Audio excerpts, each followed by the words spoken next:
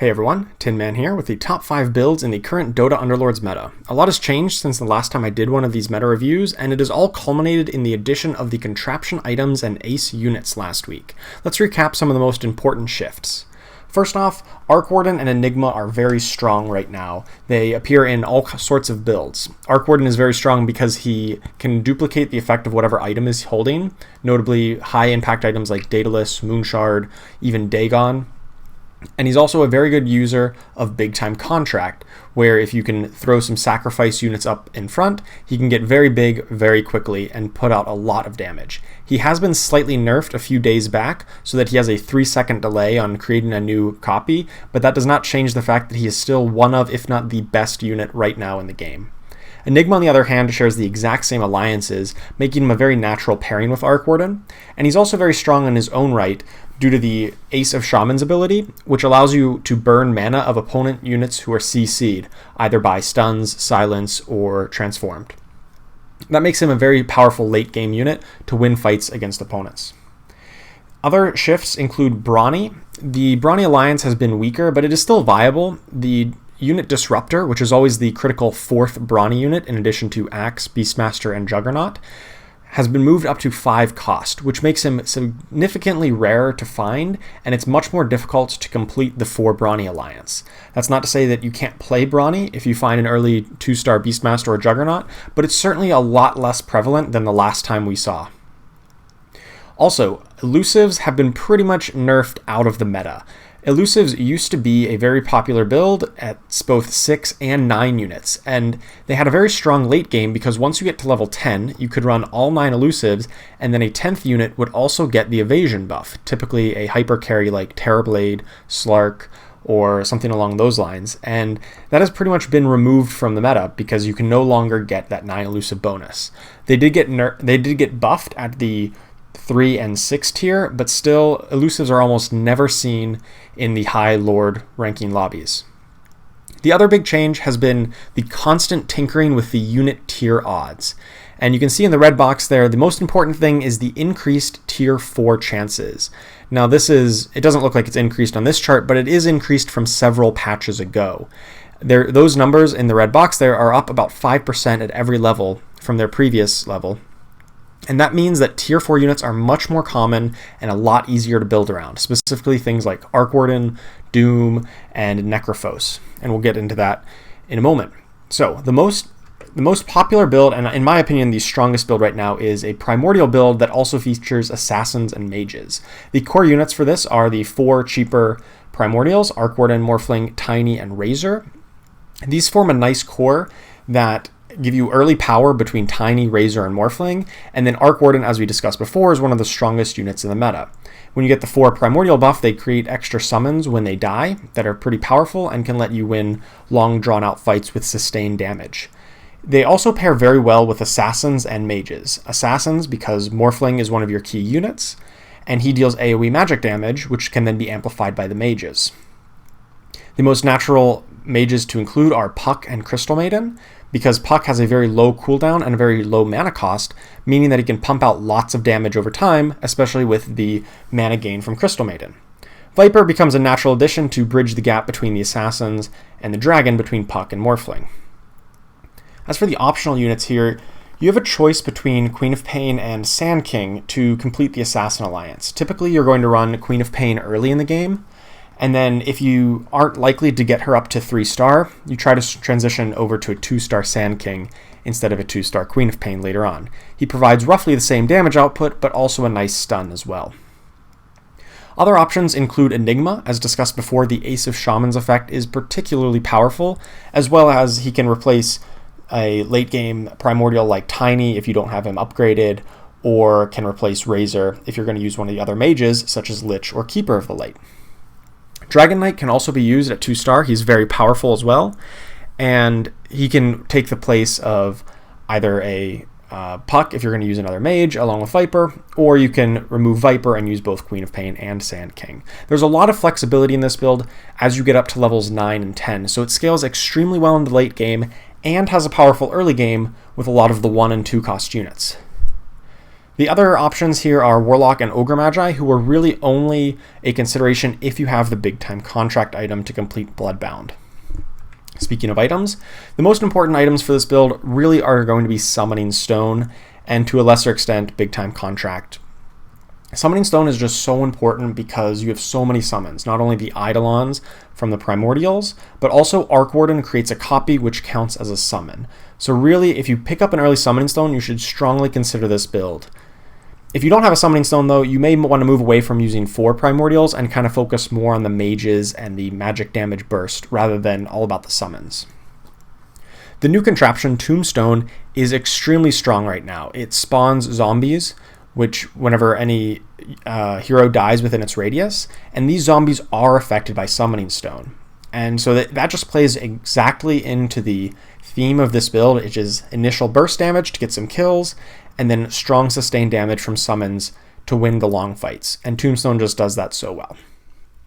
Maelstrom is another good item to copy on Arc Warden, in addition to things like Daedalus or Moonshard or other damage items, but Maelstrom is one of the best options because it has such a high damage output. There's a good example of positioning here for Primordials. You want to generally be very spread out here, and you have relatively few frontliners, so oftentimes your assassins become frontliners. Morphling and Viper are pretty good for this because they can, well, Morphling in particular can dash away as he takes damage, hopefully resetting aggro, getting to the back lines, and not dying before he gets his cast off.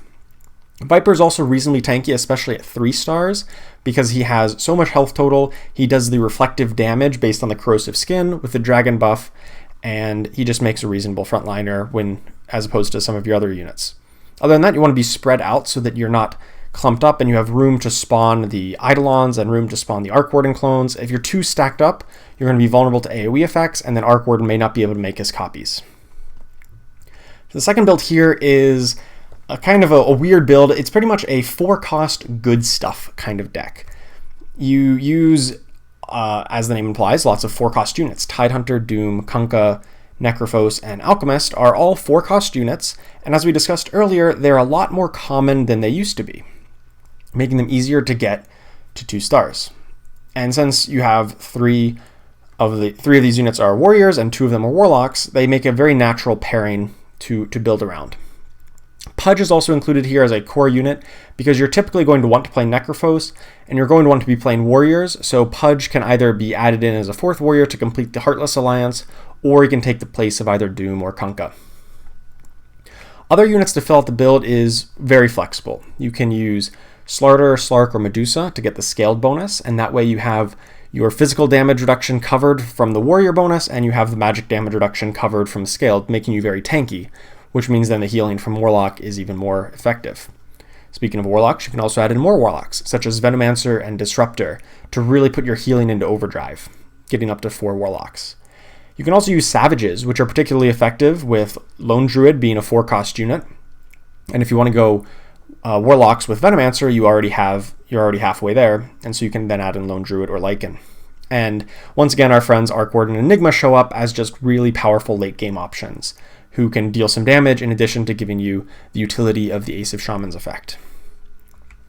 The items that we generally want for this are Refresher Orb and Octarine Essence, since you have so many high impact cast abilities, specifically from Tidehunter or Kunkka, and also Necrophos and Alchemist, as well as Lone Druid. There's really so many casted abilities that you can't have too many Refresher Orbs in this type of build, or Bracers of Desperation, which has a Refresher Orb-like effect. And then also, Summoning Stone and Tombstone are particularly good if you're going for the Savages build, which is going to have Lycan, Venomancer, or Lone Druid, which are all summons, and then naturally Tombstone pairs very well with that, for much of the same reason that it works so strong with the Primordial build.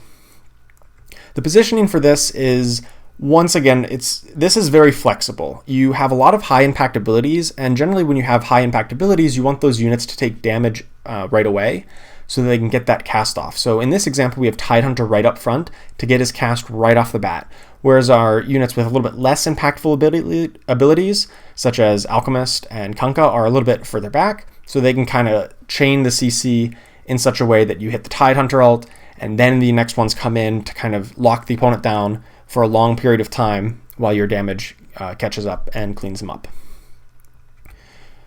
Next build is Knights and Warlocks, and this is a build that has been in the meta for a very long time, pretty much ever since they buffed Knights to have a higher damage reduction on their ability. This type of build has been around and it's been in the meta, and for good reason. It has good offense, it has good defense, it has good healing, and it's pretty straightforward. The core units of this build is pretty much all of the units you're ever going to use. There's no like flexible units or no optional units here. Generally, you're going to want to start with a Bat Rider on as soon as you can get them. And then if you find a 2-star Luna or Chaos Knight early on, that's like a big signal to go into this type of build. And from there, you're just going to be simply adding in Knights, trying to find the Heartless bonus when you can, either with something like Necrophos or perhaps Pudge or Drow Ranger in the earlier game. And then just rounding out this build exactly as you see it, with the 6 Knights along with Witch Doctor and Necrophos. This makes a lot of good synergies. You have 6 Knights, you have 2 Heartless, you have 2 Trolls, you have 2 Warlocks. And then as a 9th unit, whenever you get there, you can add in another Dragon, either Puck or Viper, to enable Dragon Knight. The items that you want for this build are very particular. You want damage items for Dragon Knight. Moonshard and Daedalus are the 2 best ones. You really want Fall from Grace because you have 2 humans, Dragon Knight and Omni Knight, to convert into Heartless, which just gives you another tier of the Heartless Alliance. And while I said that this build has both damage and defense, it's actually much more on the defensive side and a little bit lower on the damage side. So Fall from Grace really ups your damage across the board, since most of your damage is from auto attacks and physical damage. So the extra Heartless bonus really is helpful. Speaking of damage, you want Mask of Madness on Luna. That is definitely the best item for her because she's going to be one of your big carries, and ideally you get her up to 3-star. If you find some of the cooldown reduction items such as Octarine Essence or Refresh Orb, it's pretty good onto Witch Doctor, as his ability Bouncing Cask can lock down a lot of their board, especially if you have a Refresh Orb and especially if he gets up to tier 3 or 3-star. The positioning for this is one of the easier ones. You pretty much want to stay clumped up for most combats, and clumped up in the corner here to best protect Luna against both assassins as well as opponents coming straight at her from the front. Once again, Luna is going to be one of your biggest damage dealers, at least until you have 2-star Dragon Knight, in which case they are both about equal. And this way you kind of force the opponents into fighting your tankier front line first, and then you have your Warlocks and healers in the back line. Although if you're up against something like a mage build that has big AoE effects, you may find it useful to split into 2 groups with, say, Abaddon, Omni Knight, and Bat Rider off to the left, and then Chaos Knight, Dragon Knight, and Luna off on the right. That way you don't get hit with the CC effects don't hit both groups at the same time. The next build is a 3 or 6 hunter build along with warriors, and this build is probably not nearly as popular as the first 3, but I think because it's less popular, it's a lot easier to assemble. You're going to want some of the core units, the core warriors like Pudge and Tidehunter, to kind of give you this tanky frontline that also can come with some CC effects. And then you can either run 3 or 6 hunters, and in my opinion, the best 3 hunters are Lycan, Marana, and Drow Ranger.